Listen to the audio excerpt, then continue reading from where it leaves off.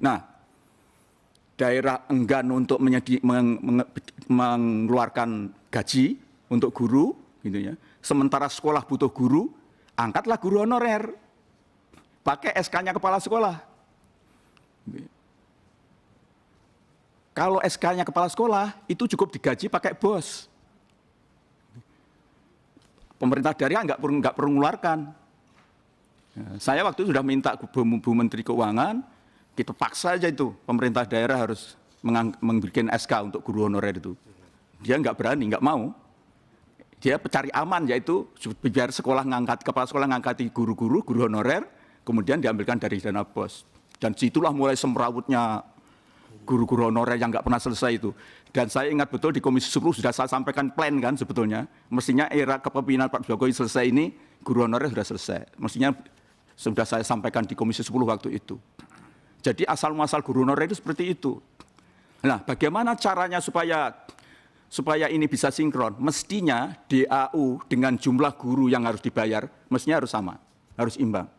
Ketika daerah diminta untuk mengangkat guru dengan kuota tertentu, pemerintah pusat menyediakan ini, DAU-nya ini, nanti gajinya. Kalau tidak, ya dia pasti nggak akan mau mengangkat. Kalau itu harus mengambilkan dari APBD dia. Apalagi untuk sekolah, kalau Jakarta, Surabaya, oke lah itu. Bahkan mestinya Jakarta, Surabaya itu nggak perlu diberi DAK pun nggak apa-apa itu. Tapi bagaimana dengan yang di Papua, yang kabupaten baru berdiri segala itu. Itu 100% mengandalkan dari dana alokasi khusus. Nah ini, jadi saya ingin sampaikan pimpinan, persoalan kekurangan biaya pendidikan itu bukan monopoli perguruan tinggi. Hampir semua, dengan catatan tadi itu, luruskan itu, kalau kita bisa meluruskan fungsi-fungsi itu, saya yakin anggaran 20% itu sebetulnya cukup kok untuk itu. Kemudian yang terakhir perguruan tinggi. Perguruan tinggi itu, sebetulnya ide PTNBH itu kan memang mendorong perguruan tinggi itu mandiri, termasuk mandiri di dalam pembiayaan, gitu. Dan mendorong supaya lembaga-lembaga fundraising-nya itu jalan. Gitu ya. Saya kebetulan sekarang kan juga ketua wali MWA-nya Universitas Brawijaya, beliau kan MWA-nya ITS, beliau ini ketua MWA-nya Undip, ini sama-sama ketua MWA. Jadi tahu persis lah gitu. Jadi memang menurut saya PTN kita itu memang tax spender boy. Jadi sudah biasa belanja, tidak biasa cari uang. Jadi harus ada perubahan karakter.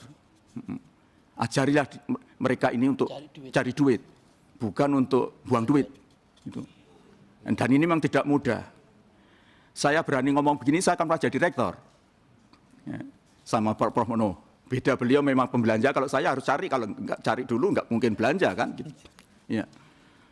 Jadi sebetulnya perguruan tinggi itu kalau sudah ada kemampuan perubahan sikap mental untuk menjadi pencari uang, bukan pembelanja, itu nggak ada masalah. Nama besar, PTNBH itu namanya besar-besar. Tinggal mengkapitalisasi saja kok modalnya itu. Iya. Nah, dan saya kemarin sampaikan misalnya, naikkan biaya itu jangan serta-merta. Ya. Jadi naikkanlah kepada mahasiswa baru saja. Mahasiswa baru, dan itu jangan naik sampai nanti selesai dia.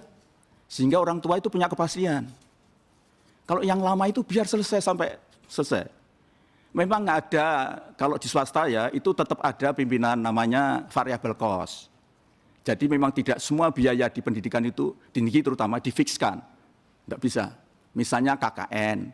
KKN itu baru 4 tahun nanti, nggak mungkin ditetapkan anak masih baru. Wisuda, itu kan nggak mungkin ditetapkan. Itu variable cost. Gitu. Bahkan sebetulnya untuk swasta biasanya, itu momen-momen untuk bisa mengenai biaya tinggi. Misalnya wisuda, itu tarik yang tinggi, karena nggak ada orang akan protes walaupun mahal. Karena waktu saat gembira orang mau anaknya wisuda, bayar berapapun dikasih. Gitu. Kalau perlu, biar 1 truk anak keluarganya datang nggak apa-apa, tapi harus beli undangan. Gitu. Beli undangan, dibayar,